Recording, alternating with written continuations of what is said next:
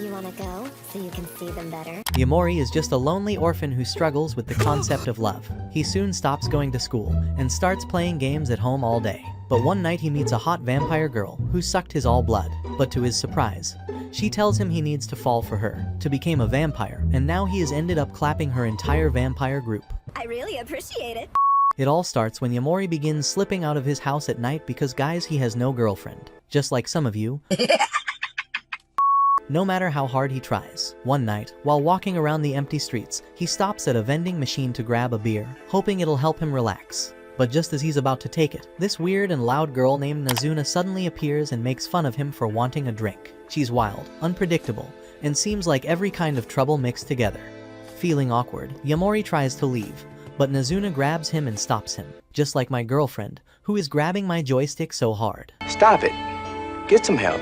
She quickly figures out that he can't sleep and offers to help him. Yamori is totally confused and happy, because his freaky mind thinks he is going to see a new kitty, and decides to follow her anyway to see what she means. While they walk together, Nazuna starts talking about how people stay up late, because they're not happy with their lonely life and how their day went. To show what she means, she points at a few drunk guys sitting on the roadside, sound asleep. She laughs and says they're sleeping so well because they had fun. One of them even talks in his sleep about some fun with 3 girls, which you can't in your whole life. Emotional, damn it! Nazuna then gives the drunk guys a high five like it's no big deal and keeps walking. Yamori just watches her, wondering why she acts so wild around strangers. She tells him to stop worrying so much and just enjoy himself. So, taking her advice, Yamori grins, gives one of the drunk guys a sneaky high five, and then walks off after her, still unsure what to think of this crazy girl. After one drunk guy almost decorates Yamori's shoes with his dinner, he decides it's safer to hang out at Nazuna's place for a bit. Still, the thought of being alone with her makes him feel like he just stepped into a freaky anime. Once they get there, Yamori's soul is nearly left the body when Nazuna take down all the guards, and she just spawned as a OnlyFans girl. Oh my god! Things go from awkward to bro what when she casually tells him to hop into bed with her. Completely panicking, Yamori's brain shuts off while his all blood decides to go only at one place. Nazuna grabs him again and says to sleep with her. Even though lying beside her feels way too good, Yamori keeps himself on guard. He's not trying to wake up as a father of 69 babies. A few quiet minutes later, Nazuna notices he's completely still and assumes he's asleep. She grins, leans closer, and bites his neck for a midnight snack. But the moment she tastes his blood, she blushes like crazy. Apparently, he tastes way better than she expected for a guy who looks like he runs on instant noodles. Suddenly, Yamori wakes up, sees red juice dripping down his neck, and realizes something sketchy just happened. Nazuna quickly blurts out that a giant mosquito bit him, but Yamori notices the red stains on her lips and doesn't buy it. When he asks if she's a vampire, Nazuna admits it. He panics, thinking he'll turn into one too, but she calmly explains that's not how it works. Drinking blood doesn't make someone a vampire, and she's not interested in making any vampire kids anyway. Curious about the whole situation, Yamori asks why he didn't turn into a vampire after being bitten. Nazuna explains that it only happens if he starts a clapping session with her. What? I don't believe it! Sorry guys, I mean if he falls in love with her. Saying that makes her blush instantly, just like you who checks out your crush every time. Especially since she's standing there in a tight outfit. Tell in the comments what would rate her outfit, but she cools off after sipping a beer outside. Once she's calmer, she explains that if someone who's truly in love with a vampire gets bitten, they become that vampire's child. To make him understand better, she awkwardly compares it to how babies are made. But guys, my mom told me a fairy came to give her a baby. What? But guys, I have a question for all of you. On that night, who was my father busy with? You didn't have to cut me off! Yamori groans and tells her to stop being so weird. He admits he doesn't really understand what love is, and that he doesn't even like girls, which makes Nazuna tease him by asking if he's into guys instead. Why are you gay? That moment brings back a memory for Yamori. He remembers rejecting a girl once and being called an idiot for it. He didn't mean to hurt her feelings. He just didn't understand what it meant to like someone, just like your crush, who is still don't understand your love. Feeling bad about it, he eventually dropped out of school. After hearing everything, Nazuna tells him to keep coming out at night and enjoy it instead of wasting his time feeling guilty. While thinking about her words, Yamori suddenly blurts out that he wants to become a vampire. Nazuna is shocked because she knows it's impossible unless he falls for her first. But Yamori doesn't care, he just wants to live freely, escape boredom, and enjoy the night, even if it means catching feelings for her. In the end, Nazuna agrees, but only because it means she gets to keep drinking his blood. Later that night, she randomly tosses him off a rooftop for the experience, then catches him just before he can kiss the ground. She grins and flies him through the air, so he can see how amazing the night sky really looks. The following night, Yamori sneaks out again to meet up with Nazuna. As they chat under the night sky, she suddenly brings up the idea of making a useless baby vampire. Yamori almost chokes on air, but before he can react, Nazuna blushes when he says he's serious about falling in love with her and becoming a vampire. Things get even more awkward when Yamori tilts his head and exposes his neck, practically begging her to bite him, the vampire version of shooting your shot. Nazuna gets flustered for a second but quickly snaps out of it, drinks a bit of his blood, and admits he tastes surprisingly good.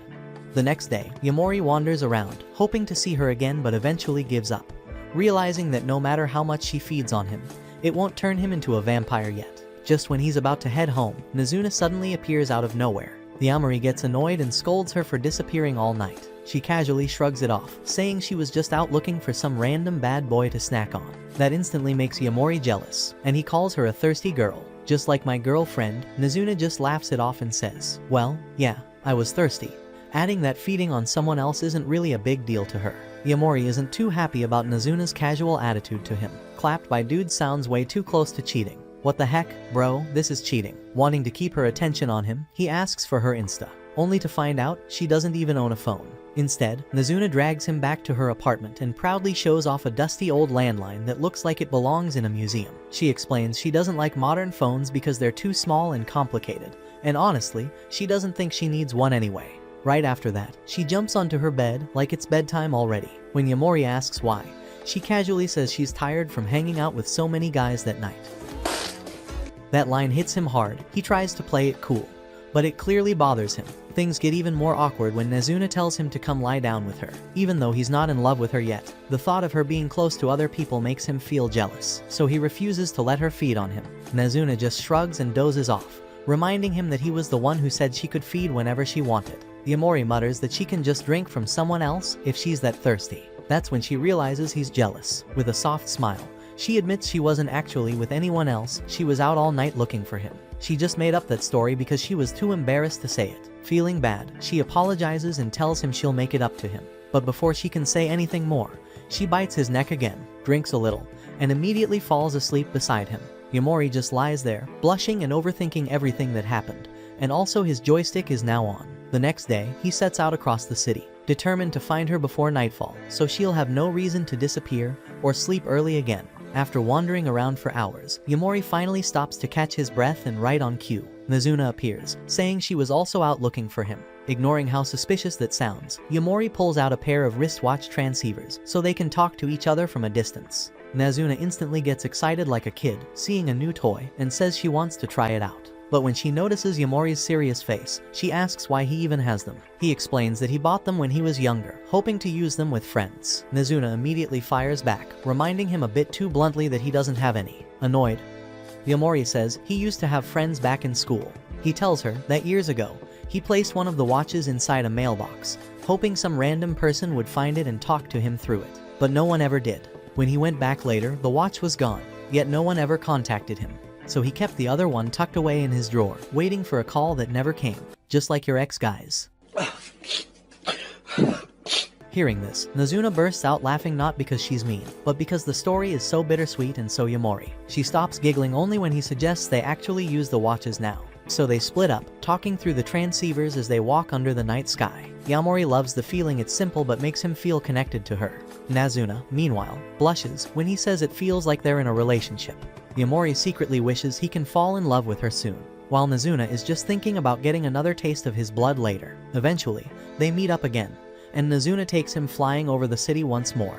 This time, she lands at his old school, teasing him before biting into his neck again. The mix of nostalgia, adrenaline, and Nazuna's bite leaves Yamori completely dazed, and maybe, just maybe, a little 30 seconds clapping session.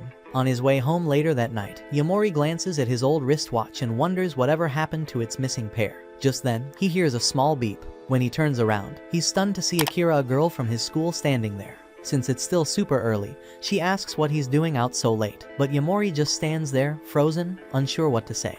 Before this moment, he had once talked with Nazuna about why he didn't have any friends. The question had completely thrown him off, mostly because he didn't even know what being friends really meant. Nazuna had teased him for being an ugly, lonely, disgusting loser, but he'd argued that he did have friends as a kid. He just didn't feel right calling someone a friend when he hadn't spoken to them in years. Now, facing Akira, Yamori is surprised when she shows him the other transceiver. She explains that he was the one who gave it to her. She reminds him that they were always in different classes, and she regrets not talking to him more back then. Apparently, she waited for years for him to contact her using the watch, but when he never did, she eventually stored it away.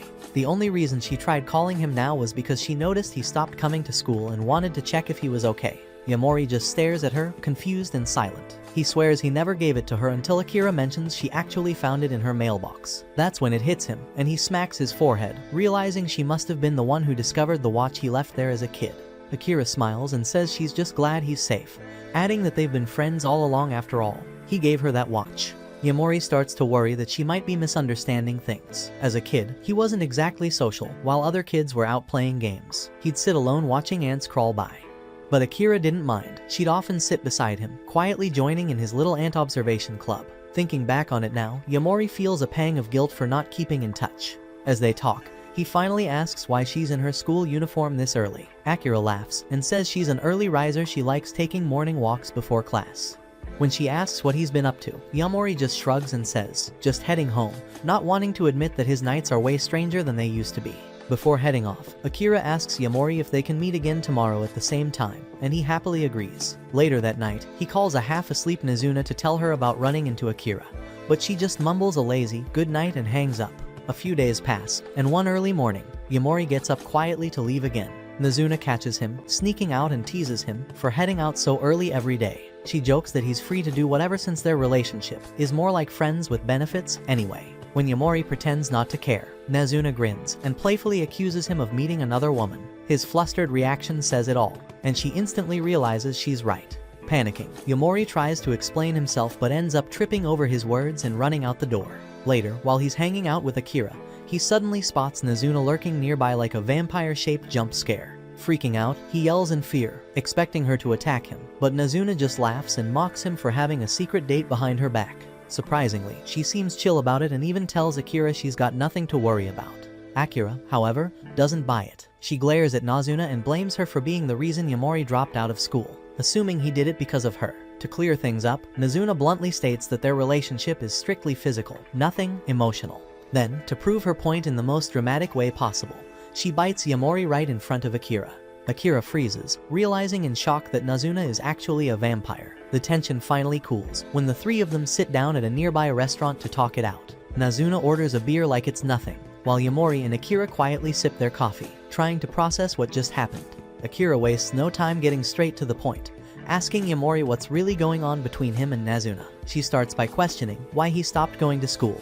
Before Yamori can answer, Nazuna cuts in, saying school's pointless and boring. Akira immediately glares at her and calls her out, telling her to keep quiet and stop acting like a troublemaker.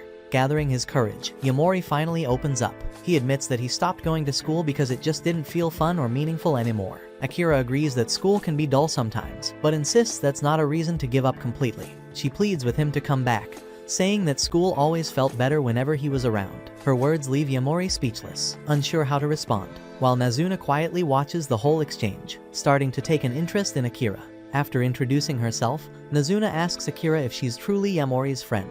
When Akira confidently says yes, Nazuna immediately asks why she never checked in on him all this time. Without waiting for an answer, she stands up and walks away. Yamori, sensing that she's upset, chases after her. When he finally catches up, Nazuna denies being mad, but when he keeps pressing, she snaps and calls him a clueless idiot before flying off into the night. Hours later, after searching for her with no luck, Yamori gives up and uses his wristwatch to reach out. He apologizes and says he doesn't know what he did wrong, guessing it might be because he met Akira secretly. Nazuna replies that it's fine for him to have friends, but he begs her to tell him what really upset her. Moments later, Nazuna appears right in front of him. She calmly explains that she wasn't angry about Akira. She was hurt because he didn't say anything when Akira asked him to return to school. Realizing her reason, Yamori explains that he didn't respond because he couldn't tell Akira about his dream of becoming a vampire. Hearing this makes Nazuna relax. Then, noticing a bit of leftover blood on his lips, she leans in, gives him a kiss, which you cannot have an entire life, and smiles before flying off, saying lightly, "That's what friends do, right?" The next morning, Akira sits alone in class, half listening to her teacher go on about how humans need enough sleep to stay healthy. After school, she goes home, takes a quick shower, and falls asleep the moment she hits her bed. That's how her quiet day ends. I don't know, guy, her plots are that kind of bouncy. Meanwhile, Yamori's day begins when the sun goes down. He sneaks out once again to find Nazuna. This time, he spots her easily, sitting out in the open, which feels a bit strange. Not ready to face her just yet, he decides to walk around for a bit. But no matter where he goes, he can't stop thinking about the kiss they shared. Because begin a V-card holder, guys. He really thinks a kiss can that be good. When he sees a couple kissing nearby, it hits him. Kisses usually mean love. Suddenly, he wonders if he's actually in love with Nazuna and gets excited, thinking he might finally be one step closer to becoming a vampire. Soon, Nazuna appears and asks what took him so long, saying she waited in the open just so he could find her easily. Instead of explaining, Yamori just smiles, tilts his head, and offers his neck, asking her to bite him. The move catches her off guard, making her heartbeat quicken, but she quickly takes the chance and feeds on him. After she's done, Yamori checks himself and realizes nothing changed. Nazuna calmly explains that he's not in love yet, what he's feeling is just attraction, not real love, guys, which I called him the pervy sage. You're nothing but a lousy little pervert! Hearing that crushes his excitement as he realizes he got carried away by the kiss. Nazuna, teasing as always, suggests they try kissing again to make sure, but Yamori backs off, saying he doesn't want to fall for her tricks and end up doing something stupid. Thinking she's experienced, he accuses her of being too flirty, only to find out that it was actually her first kiss too. The revelation leaves Yamori speechless and more confused than ever about what he truly feels. Around midnight, Akira wakes up and can't fall back asleep, so she decides to get ready for school early. While walking, she runs into Yamori and is surprised to see him out so late. Realizing he's probably going to meet Nazuna again, she tells him to get some rest because staying up all night isn't good for him. But Yamori ignores her advice and instead invites her to hang out with them. An hour later, Yamori is completely wiped out after losing to Nazuna over and over in a video game. Akira just sits nearby, quietly watching the two of them mess around. When the match ends, Nazuna grins and challenges Akira to play, joking that if she loses, she'll give her a kiss. Akira immediately refuses, but she gets annoyed when she realizes Yamori would have gotten a kiss if he had won. Turning to him, she says she'll always support whoever he likes, just not Nazuna, who she calls a reckless troublemaker. Nazuna laughs and says Yamori doesn't even like her like that. To prove it, she brings out a dating simulation game and makes him play.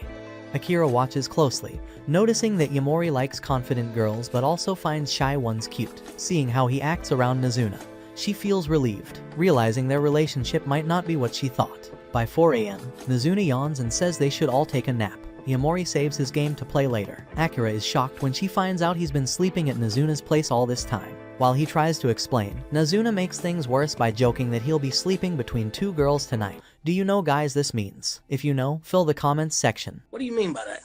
She places him in the middle, but Akira gets embarrassed and decides to leave for school early. Before she can go, Yamori tells her it's not safe to walk out alone, and Nazuna adds that it's raining and she doesn't even have an umbrella. Then, just to tease Akira even more, Nazuna leans over and bites Yamori's neck again. Akira, shocked, asks why she keeps doing that. Nazuna simply smiles and says it's because his blood tastes amazing, and besides, he's the one who wants her to keep drinking it. Even after hearing Nazuna's answer, Akira still isn't convinced, so she keeps asking what's really going on between them. That's when Yamori finally admits that he wants to become a vampire. Akira is shocked, saying he should already be one since Nazuna has bitten him more than once. As Yamori explains that it only works if he falls in love with her. Nazuna blushes like crazy and quickly rolls over, saying they should just sleep. While lying down, Yamori quietly apologizes to Akira for dragging her into this whole mess. He tells her he just wanted to be honest, so she wouldn't worry about him. Akira smiles and says she's fine with it, telling him to stop being so stiff and relax. She gently reminds him that touching her shoulder won't kill him and that he should just try to sleep. The two end up having a calm, late-night talk, where Akira promises she'll still be his friend even after he becomes a vampire. She even jokes that she'll drag him to school again someday, since even vampires need to learn stuff. Meanwhile, Yamori can't help but glance at her skirt and wonders how it somehow manages to ride up on its own. Yeah, boy. A few minutes later, both of them fall asleep. When Akira wakes up, she realizes she's overslept and panics, rushing off to school. As she's leaving, Nazuna teases her, saying she probably slept so well because she was too satisfied. Deep down, Akira knows she's kind of right. Later that day, Nazuna wakes up grumpy because it's still bright outside. To kill time, she starts playing video games. But after losing a ranked match, she remembers she had a package coming and realizes she completely missed the delivery while sleeping. Annoyed, she decides to head out to a convenience store. But on the way, she stops to play with a stray cat. A few meows later, she regrets it immediately because the cat reeks. Grossed out, she heads to a public bath to clean up.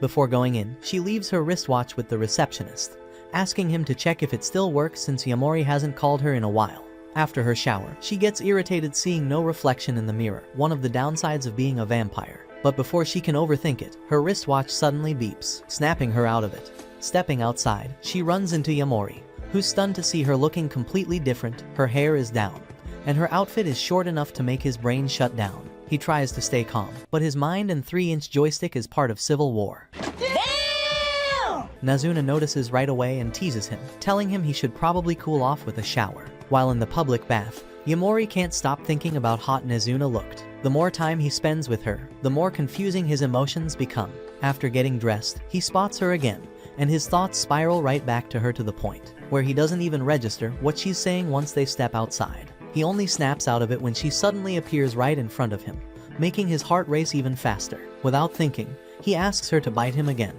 Nazuna doesn't hesitate for a second and goes straight for it. But this time, Yamori isn't just doing it for the thrill. He wants to know if the feeling he gets when she drinks his blood is actually love or something else. Nazuna, being hungrier than usual, drinks more than she should. Even though it hurts, Yamori can't help but feel something deeper, a strange mix of pain, calmness, and excitement. When she finally stops, he takes a shaky breath and points toward a nearby spot where they can rest, only to realize it's a love hotel, making the moment way more awkward than he intended. Nazuna is too happy. I don't know why. Tell me in the comments. We must stay focused, brothers. We must stay focused. Nazuna doesn't mind being in the love hotel at all. In fact, she seems to enjoy the idea, teasing that it's the perfect place for things to get a little wild. Meanwhile, Yamori is struggling hard to control himself, trying not to give in to the thoughts running through his head. Seeing right through him, Nazuna calls him out, saying she already knows what he was thinking earlier when she drank his blood. Yamori admits that he doesn't like getting intimate with someone he considers a friend, but Nazuna laughs it off, telling him it's normal to have those thoughts sometimes. She admits she's looking forward to feeding on him again because his emotions taste different every time, and honestly,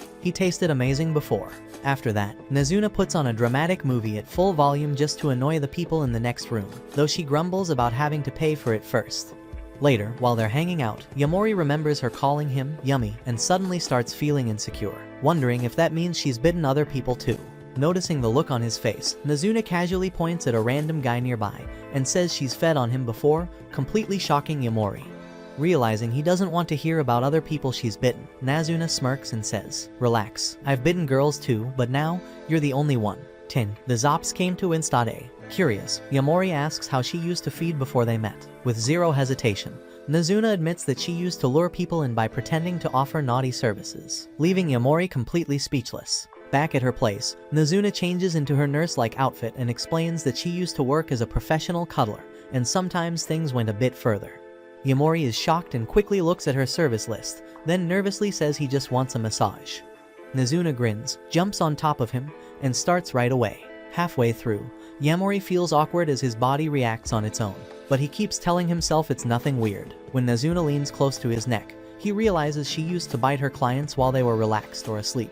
The air gets tense, and things start feeling more intimate between them. Before anything else happens, the doorbell rings. Nazuna sighs and sees it's one of her old customers named Kiyosumi. Since she's tired from massaging Yamori, she tells him to handle it. A few minutes later, Kiyosumi comes in and asks for a massage. Yamori goes to tell Nazuna, but finds her playing video games. Annoyed, he scolds her for lying about being tired. Nazuna laughs and tries to convince him to massage Kiyosumi instead, teasing him for fun. When Yamori refuses, she admits she's broke and used to make money from clapping sessions. Kiyosumi then explains that she works in an office, but doesn't get along with the men there since they treat her like an object. She hates going for drinks with them after work and prefers to stay late at the office. Because of all that stress, she comes to Nazuna's place now and then for a massage to relax. In some of her past sessions, Kiyosumi even cried from how relaxing Nazuna's massages felt. But this time, she feels strange being attended to by a guy. While she waits, Yamori is in another room, where Nazuna promises to give him a kiss if he does a good job. Excited by the offer, he gets ready and walks in wearing a nurse cosplay outfit. As he starts massaging Kiyosumi, she tells him to go harder, and the thought of getting paid plus that kiss keeps him focused. Out of curiosity, she asks how old he is.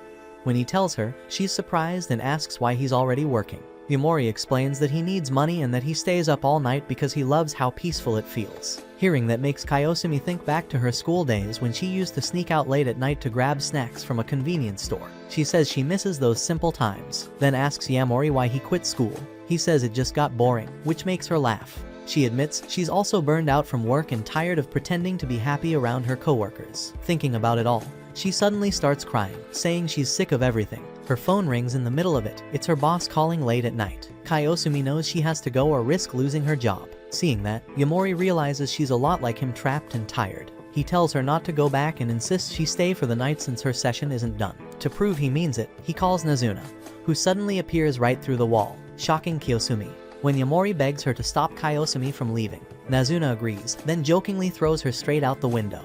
Panicking, Yamori jumps after her, catching her midair, while Nazuna swoops in to lift them both. Once they land safely, Kiyosumi says she still has to return to work, because it's not like school, she can't just skip when her boss calls. Yamori then blurts out that Nazuna is a vampire, and that he wants to become one too, so he can enjoy the night forever. Kiyosumi thinks it's weird but starts laughing, her stress melting away.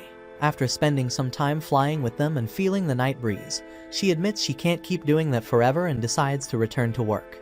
Before leaving, she thanks Yamori for cheering her up and says she feels much better. Yamori smiles and promises that when he finally becomes a vampire, he'll turn her into one too.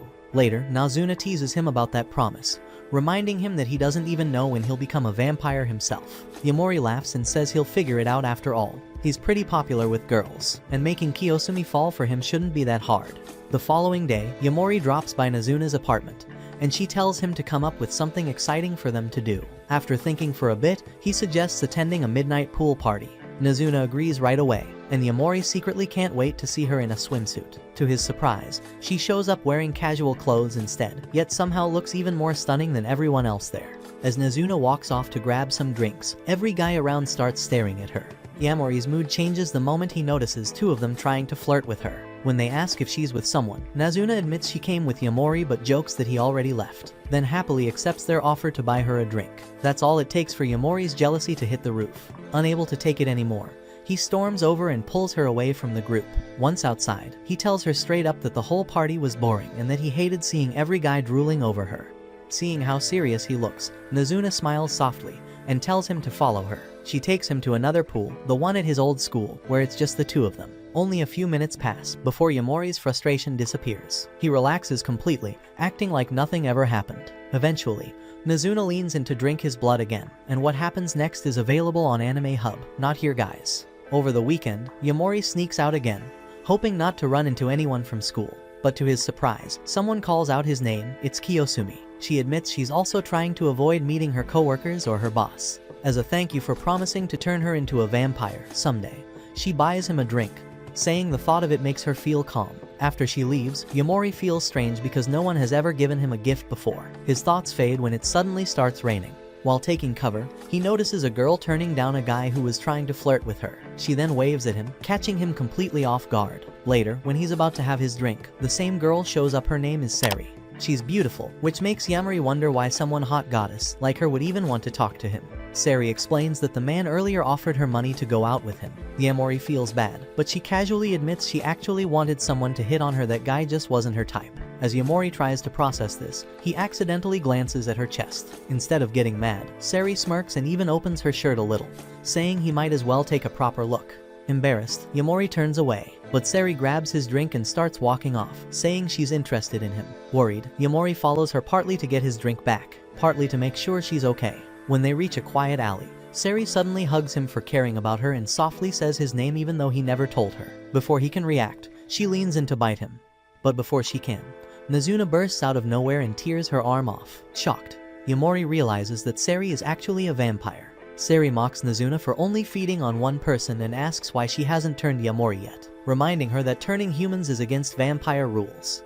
When Sari threatens to drain him completely, Nazuna loses her cool and beats her down. Just as things calm, another vampire named Kabura appears, grabs Yamori, and flies him away. She takes him to a room where 3 other female vampires are waiting. They greet him warmly, and as he looks around, Yamori can't help but notice one thing: every single vampire he's met so far is too hot, and he is unable to control his joystick. One of the vampires, Nico, catches Yamori's attention and tells him to choose any of them for full night. She warns that if he doesn't pick soon, they'll have to get rid of him since he already knows too much about their world. Without hesitation, Yamori says he chooses Nazuna, shocking everyone in the room.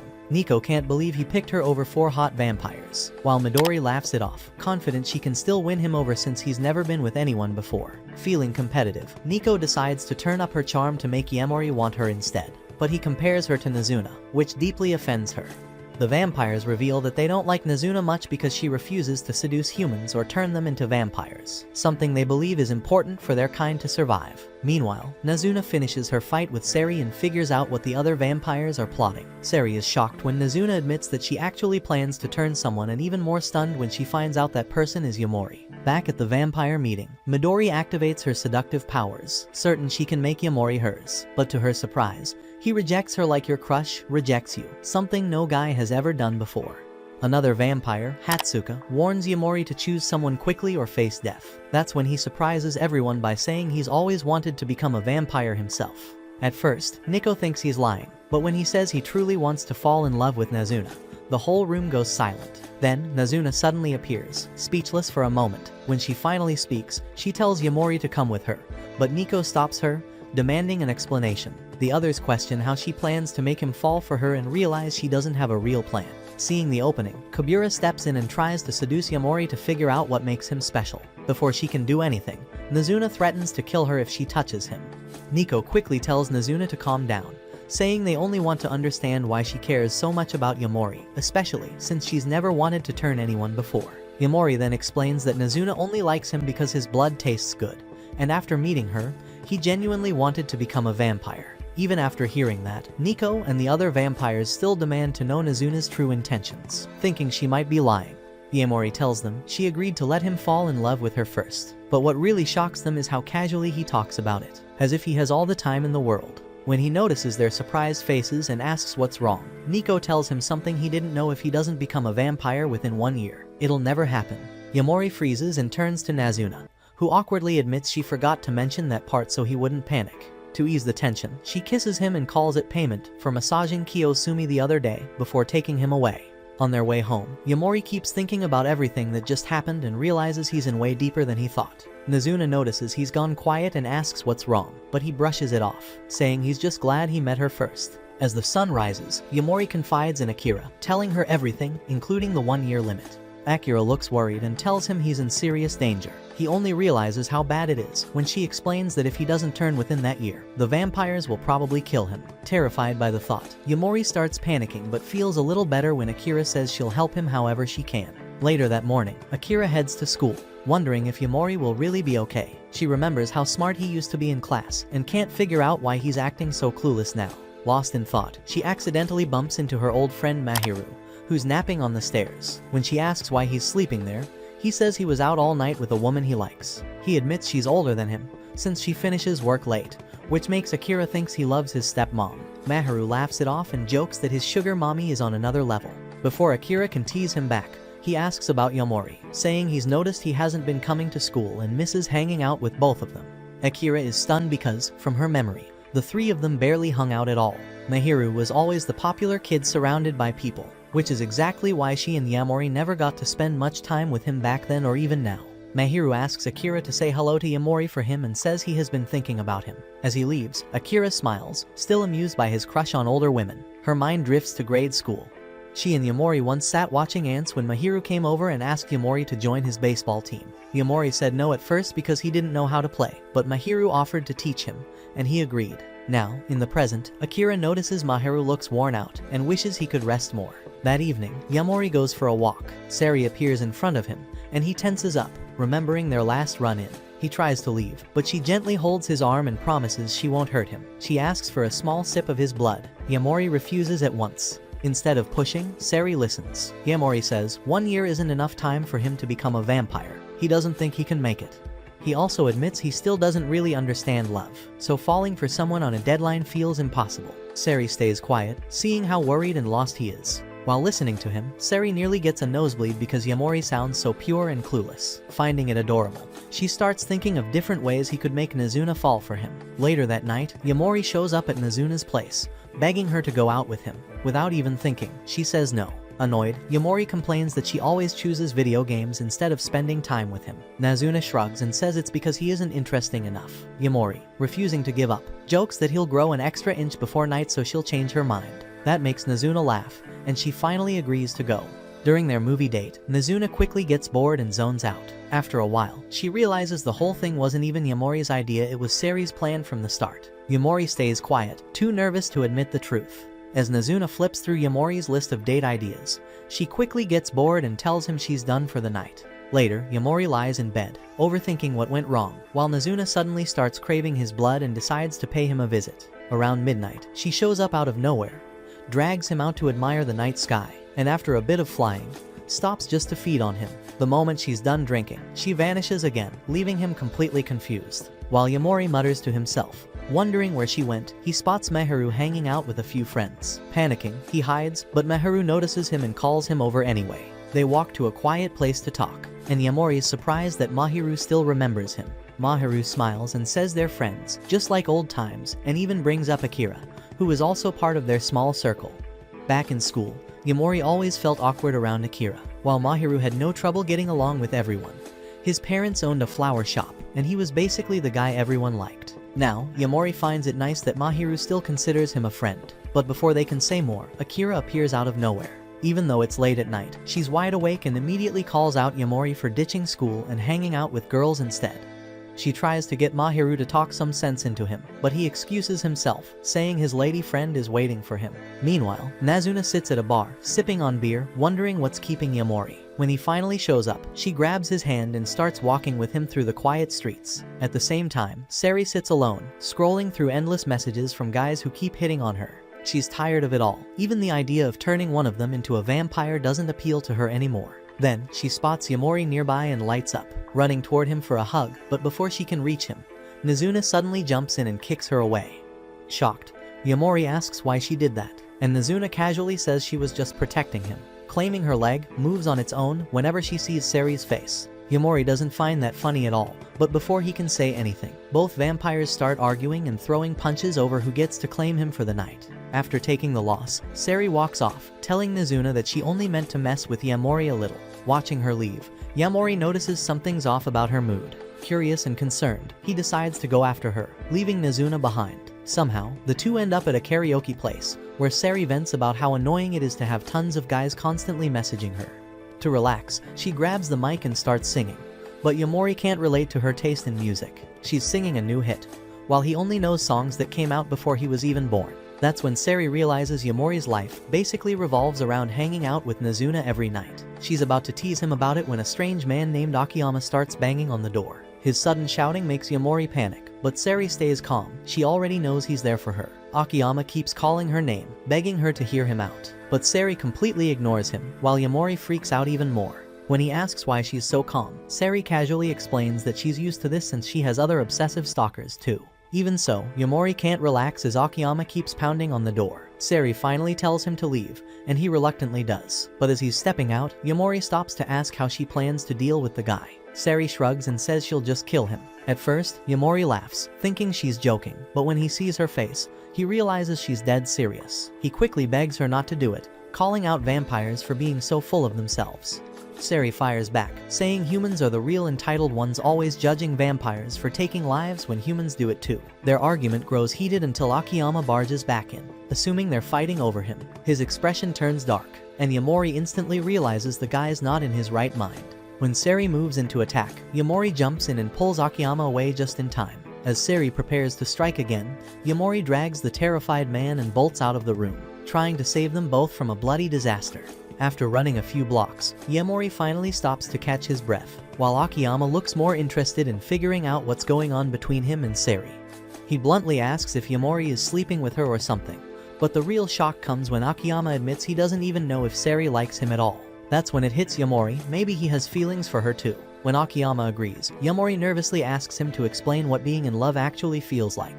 Akiyama shares his story. A few months back, he met Sari while drunk, and they ended up going on a date. Over time, they got close, but he started feeling empty whenever she wasn't around. Sari would flirt and tease him constantly, but he wanted something real. The more she pulled away, the more it hurt, and that's why he kept blowing up her phone with messages. Even now, he's confused about how she feels and worries she secretly talks badly about him behind his back. Yamori awkwardly confirms that might be true, but tries to comfort him. Before he can finish, Sari appears out of nowhere and tells Yamori to move aside. She plans to kill Akiyama. She calmly apologizes to Akiyama for toying with him and admits she's a vampire who seduces men, makes them fall for her, and then turns them. When she repeats that she's going to kill him, Yamori steps in and refuses to let her. Luckily, he had already signaled Nazuna using his watch. Just as Sari charges at them, Nazuna swoops in, beats her down, and warns her that if she even scratches Yamori, she'll end her on the spot. Sari insists she's only after Akiyama, but Nazuna asks why she wants to kill him in the first place. It's not like her to act that way. That's when Akiyama steps forward and takes the blame. He explains that they were just friends at first, and he wasn't supposed to fall for her. Sari agrees, saying she never wanted to turn him at all. She was tired of love and only opened up to Akiyama because he was someone she could actually talk to. But now, she wants to end things completely and pretend they never met. Yamori can't accept that. He shouts at her for being heartless and says she can't just abandon someone like Akiyama after everything. His words hit her hard, and she breaks down crying, saying she doesn't really want to lose him either. Hearing that, Akiyama finally confesses his feelings and begs Sari to turn him into a vampire so they can stay together forever. Sari, touched by his honesty, agrees. As she drinks his blood to complete the transformation, Nazuna teases Yamori for looking jealous, saying he probably wishes it were him instead. Afterward, Sari drags everyone to a karaoke bar to celebrate the start of her new romance with Akiyama. A few days later, Midori finds herself short on staff at her vampire-themed maid cafe. She starts searching for a replacement but refuses to hire anyone too attractive. She doesn't want competition for the male customers' attention. By chance, Nazuna drops by with Yamori, and Midori instantly decides she's perfect for the job. When Nazuna puts on the maid uniform, Midori realizes she looks surprisingly charming. Still, she feels confident she can easily outshine her and maybe even catch Yamori's attention while she's at it. But her plan flops fast. Yamori doesn't even notice her, instead staying focused on helping Nazuna learn how to serve customers. Midori pairs the two up, and Nazuna immediately struggles with her first few lines. But when she hears how much she'll earn, her energy flips completely. She dives into her role with intense enthusiasm, acting more dramatic than any normal maid should. While watching her, Yamori asks Midori how she became so popular at the cafe. Midori giggles and says it's all about her natural charm. To show off, she flirts with a random customer, and within seconds, the poor guy looks completely love-struck. Across the room, Yamori notices another maid named Arisa. She's elegant and soft-spoken, and he can't help but stare. When he mentions Midori, Arisa quickly tells him to just call her by her first name and keep her identity private. She quietly admits she used to be the top maid before Midori joined and still feels overshadowed by her beauty. Yamori insists that every maid there is beautiful, which makes Midori's playful kiss toward him completely lose its effect. After work ends, Nazuna gulps down a bottle of beer to unwind, while Midori scrolls through the cafe's social media. Suddenly, she spots something alarming. Someone has been secretly posting indecent photos of Arisa online. Shocked, she shows Yamori the pictures, and he instantly recognizes her. Surprised, Midori looks at him and asks how he could tell so easily, and after that FBI got him guys. Yamori says he figured out it was Arisa in the photo because he zoomed in and recognized her plot size. Sorry, I mean by hair color, something that makes Nazuna give him a weird look. Wanting to find out who took the pictures, Midori decides they need to catch the culprit fast, and Yamori offers to investigate. The next morning, he sits at the maid cafe, staring at the leaked photos for clues. It looks really suspicious, and just his luck, Arisa walks in while he's still studying them. The whole moment turns awkward. After things calm down, Arisa apologizes, saying she must have been careless and let someone take those photos. Yamori tells her not to blame herself, saying everyone slips up sometimes. He studies the room closely and notices the photos were taken from the angle of the window. When Arisa goes to change, he politely steps out and meets up with Nazuna outside. He explains what he's found so far and shows her the window. After checking, he's sure that's where the stalker stood, but since the door was always locked, he figures only a vampire could have done it. Nazuna first thinks Midori might be the one behind it, but Yamori reminds her that she was at the cafe the whole time. Just then, Arisa opens the window and spots them investigating. Nazuna tells her not to worry and lets Yamori continue. He takes a few test shots from the same spot and notices something doesn't match. Then, when he takes a picture of Nazuna, the result looks terrible, which makes him realize the leaked photos were too perfect to be normal. That's when he suddenly switches into detective mode, analyzing everything like a pro. Nezuna just watches, wondering how he suddenly got so smart, then realizes it's only because Arisa's pictures are involved. Feeling confident, Yamori asks her to gather all the staff after the evening shift since he's sure the culprit works there. But when everyone's together and waiting for answers, his confidence fades, just like you in front of your girlfriend in bedroom. Nervous, he admits to Midori that he might not be able to solve the case after all. Hearing footsteps approach, Yamori quickly tells Nezuna to follow their plan and then hides inside a locker with Midori. When Arisa walks into the room, Nezuna leaves, mentioning that she's the last maid still around. Inside the cramped locker, Yamori grows flustered because Midori's chest is pressed against him, making the situation even more awkward. Midori, annoyed, whispers why they're even hiding there in the first place. Yamori explains that the culprit is after Arisa, and this is their best chance to catch them in the act. As Midori leans closer to look at the photos, she suddenly feels something brush against her leg and gives him a look, reminding him that just a few days ago, she wasn't his type. Embarrassed, Yamori says he can't help it since she's pretty blessed, but he freezes the moment he hears the sound of a window creaking open. Both peek out and are stunned to find Arisa taking suggestive photos of herself. Confused, Yamori asks why she's doing that, but Midori immediately steps in with the answer. She explains that Arisa's been jealous of all the attention Midori gets from male customers. Out of frustration, Arisa leaked her own photos online to get noticed again and bring in more customers, even though it was a bad move. Surprisingly, Midori doesn't get mad and tells her it's fine because nobody's perfect. Still, Arisa feels embarrassed and says she wants to quit. Midori convinces her to stay, saying it's natural for girls to want attention and that some even make money from it. In the end, the two make up and settle their differences. Later, Midori chats with Yamori at the cafe, saying she loves taking cute pictures until they come out perfect. She strikes a pose for a selfie and drags Yamori into the shot with her. After working at the maid cafe for a few weeks, Nezuna finally buys herself a real bed and a few weird outfits. Yamori finds it funny but also impressive.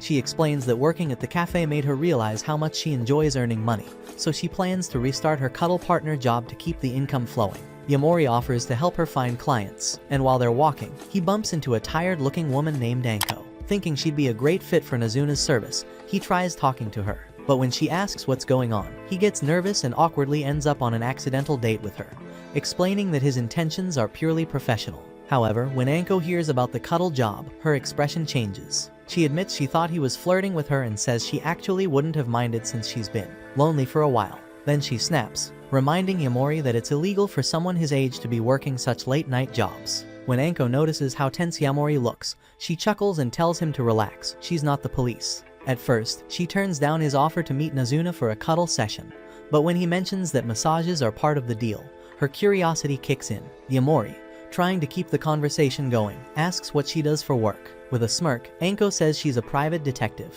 The answer stuns him since he didn't think real people had jobs like that outside of movies. She laughs and explains that she works on missing person cases and catches cheating lovers, teasing him by saying, "You'd be surprised how many losers I deal with every day."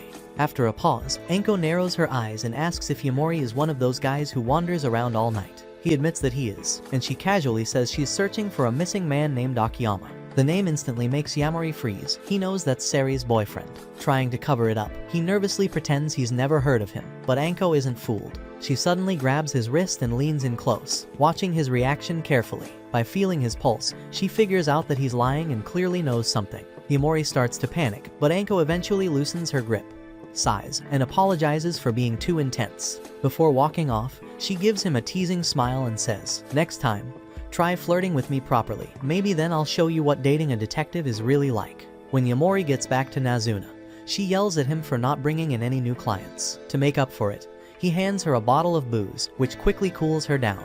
The next evening, Akira, Meharu, and Yamori meet up, and Meharu comes up with a wild idea to sneak into their school at night just for fun. Akira hesitates but decides to tag along since it sounds like a little adventure. Once they sneak inside, Meharu starts talking about the school's 7 spooky rumors and says he wants to see if any of them are true. First, he checks the bathroom where a ghost girl is supposed to appear, but instead of finding a ghost, he ends up hitting his head trying to prank Akira. Then they move to the music room, where it's said that a piano plays by itself, and a few other haunted places. None of them turn out to be real. When they're about to leave, Meharu remembers one last story about a teacher who disappeared 10 years ago and is said to show up at night. Curious, they go to check it out. But when Meharu opens the classroom door, they freeze in shock. The missing teacher is right there. But something's off, his eyes glow red, and his skin looks pale. Before they can react, the teacher lunges at Akira, trying to bite her. Mahiru quickly jumps in to protect her and yells at Yamori to help, but Yamori just stands still, confused about why this vampire feels different from the others he's met. The teacher says he hasn't fed for 10 years and that they picked the worst time to show up. As Akira apologizes, Yamori finally grabs a chair and smashes it over the teacher, pulling her away to safety. While catching his breath, Yamori notices the teacher looks more hurt than angry, like he's struggling to stay in control. Suddenly, the man tells them to run away before he loses his mind completely. Just then, Anko walks in, calm as ever, and instead of being scared, she greets the vampire like an old friend. She even offers her neck, letting him feed on her. But after one sip, he pulls back and says her blood tastes terrible. Anko shrugs it off and turns to the group, explaining everything she knows about vampires. She reveals that the man really was their missing teacher, and because he refused to drink blood all these years, this night would have been his last alive. Yamori starts wondering why the teacher refused to drink blood for so long.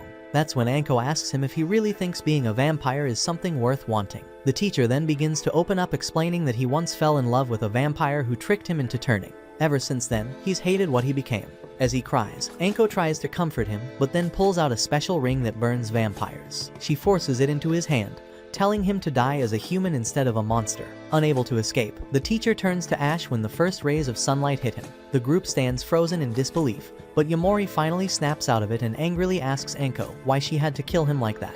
She grabs his shirt and coldly replies that the teacher was already dying. She only helped him find peace. She reminds Yamori that he doesn't really understand vampires and warns him that she's not there to support his dream of becoming one. Before leaving, she drops her business card and tells the 3 students to call her if they ever need help. That night, Yamori heads home, still shaken by everything. Lying in bed, he can't stop thinking about Anko's words. Meanwhile, Mahiru, now exhausted, passes out at Anko's office, also overwhelmed by what he's seen. Later, Yamori decides to visit Nazuna to clear his head. When he arrives, she's in a playful mood, but clearly starving, begging him for a little snack. He refuses, remembering how the teacher lost control, and Nazuna instantly realizes something's wrong. After hearing everything about the teacher's death, she assures Yamori she's nothing like him and suggests they take a walk to relax. While strolling, she casually explains that vampires die if they go 10 years without feeding. Then she asks about Anko, curious who she really is. Yamori admits that Anko knows he wants to become a vampire, which makes him nervous since she also knows how to kill them. Nazuna laughs it off, saying no human could ever kill a real vampire. But Yamori still insists he doesn't want her to get hurt. He apologizes for stopping her earlier and finally lets her drink until she's satisfied. Later that night, Mahiru says goodbye to his stepmommy, and Yamori can't help but sneak a peek at her plots. Even I am stop editing for 69 hours. When she catches him, he panics, and Mahiru just laughs, giving him a few pro tips on how to look without getting caught. While talking, Mahiru suddenly asks Yamori why he's so eager to become a vampire. He points out that as a human, Yamori is already free to live however he wants. He even reminds him that Akira could have been killed by one, so it doesn't make sense that he'd want to join their kind. Still, Mahiru says he's happy they're hanging out again like before, but he repeats the same question: what's his real reason for wanting to turn? Yamori freezes up. His mind goes completely blank, and the harder he thinks, the less sense it makes. If freedom was what he wanted, then he already has it. The thought messes with his head so badly that he just stares off into space. Seeing this, Mahiru tells him not to force it and to figure it out later. Later that night, Yamori goes to see Nazuna and hugs her right away. She instantly notices something's wrong. To shake off the tension, she suggests they hang out somewhere different, and they end up at Yamori's house. While snooping around, Nazuna starts looking for his hidden, adult magazines. But when she can't find any, she checks around for tissues or lotion instead. Between teasing him, she suddenly asks if he's having second thoughts about becoming a vampire. Yamori admits it's not as simple as he thought. He says being a vampire must come with its own problems, but as long as she's around, he doesn't mind. Deep down, though, he's worried that his choices might put his friends in danger. Nazuna's expression changes for a moment before she asks why he likes the night so much. He replies that it makes him feel free.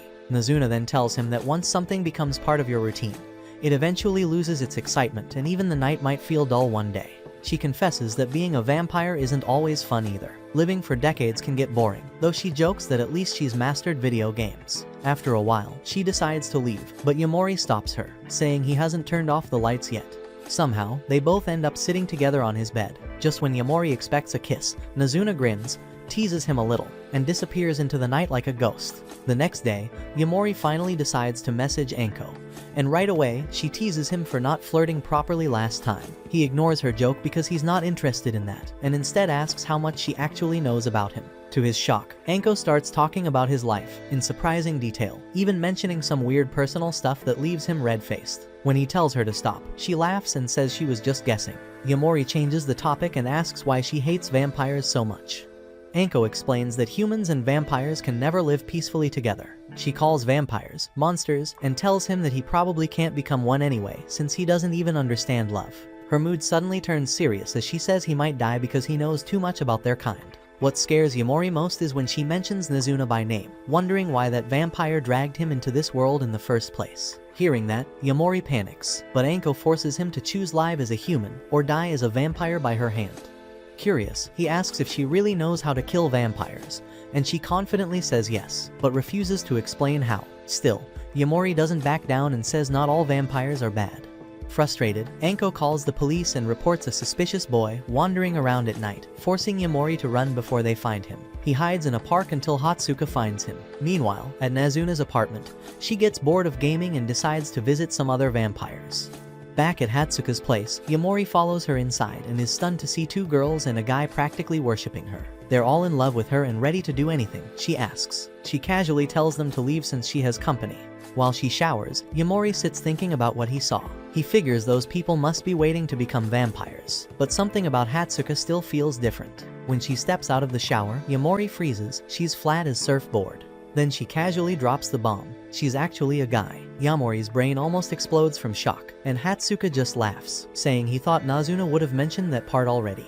Yamori tells Hatsuka that Nazuna doesn't really share much with him. Hatsuka nods, saying that Nazuna has always been the type to avoid deep talks, but wonders if maybe the two of them are fighting. Meanwhile, Nazuna meets up with the other vampires and admits that Yamori might never turn into one of them. She apologizes for breaking their earlier agreement, but pleads with them to leave him alone, even if he stays human. Nico doesn't take it well. She slams her hand on the table, shattering it into pieces.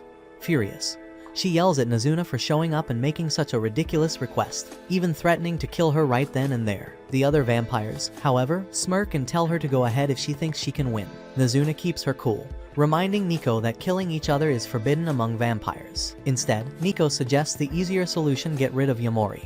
That pushes Nazuna over the edge, and she snaps back that if anything happens to him, she'll break the rules herself and end Nico. The tension thickens as Nico demands to know what makes this human so special anyway. At the same time, back with Hatsuka, he's surprised to hear Yamori say he's not sure about becoming a vampire anymore, but he relaxes when Yamori explains that Anko recently killed one of their kind, which shook him up. Since Yamori doesn't know much about vampire life or how they can be destroyed, Hatsuka assures him that Nazuna isn't keeping secrets. Then Hatsuka remembers Nazuna once saying that Yamori's blood tasted really sweet, so he playfully asks to test it himself. Yamori instantly refuses, saying that's not his vibe. Laughing it off, Yamori asks why Hatsuka dresses like a girl, and he casually replies that it's because he's cute, plus, it helps him attract both guys and girls. Before Yamori can respond, Hatsuka's phone buzzes. He checks it and sees a notification saying that Nazuna is in a heated fight with Nico. His face goes serious as he realizes something bad might be about to happen. When Yamori learns what's going on, everything finally clicks. His life is in real danger, and Nazuna has been trying to protect him the whole time. Seeing how risky things are getting, Hatsuka suddenly says that he'll be the one to turn Yamori into a vampire instead. Confused, Yamori asks why, and Hatsuka explains that Nazuna isn't exactly the romantic type, so maybe things would work better between the two of them after all. They're both guys. Yamori stares at him like, bro, seriously? Even though part of him briefly wonders if it might actually work, he quickly rejects the idea, saying that his heart belongs to Nazuna. Hatsuka asks if it's just because of her gender, but Yamori replies that even if Hatsuka were a girl, he'd still choose Nazuna. Feeling relieved that Hatsuka isn't trying to harm him, Yamori thanks him and takes off to find her. When he reaches Nico, it's already too late. Nazuna is gone. What shocks him most is Nico saying that Nazuna won't be able to talk properly for a while. She reveals that Nazuna made a deal with the vampire group to keep Yamori safe. Furious, Yamori demands to know what kind of deal she made, but Nico refuses to say. Without wasting another second, he dashes out to find her himself. As he searches through the city, he's forced to stay low since the police are out patrolling. 2 officers spot him, but he escapes by jumping off a bridge and running into the dark streets. Meanwhile, Nazuna walks alone, wondering if Yamori is angry with her. She feels guilty for lying to him all this time. The truth is, she's never really known how to enjoy the night herself. While grabbing a drink from a vending machine, she suddenly hears a familiar voice teasing her, just like the first time they met. She turns around, shocked to see Yamori standing there. He tells her he's been searching the whole city for her, and relief washes over him seeing that she's safe. But Nazuna seems distant, so he quickly apologizes and opens up to her. He tells her that every night he spent with her has been the best part of his life, that she's the reason he enjoys the night at all. Hearing that, Nazuna finally breaks her cool act. She admits she's been pretending to be chill just to enjoy her time with him. But in truth, she's had more fun with him than she's ever had before. Before she can explain the deal she made with Nico, Yamori leans in and promises that he'll fall in love with her no matter what. The moment overwhelms her, and she ends up kissing him. Deep down, Nazuna realizes she wants to become the kind of vampire that Yamori could truly fall for. And with that kiss, that to their bedroom, where guys you and me can't go. So, that's it for today's video. Watch the following video and I will catch you in the next one.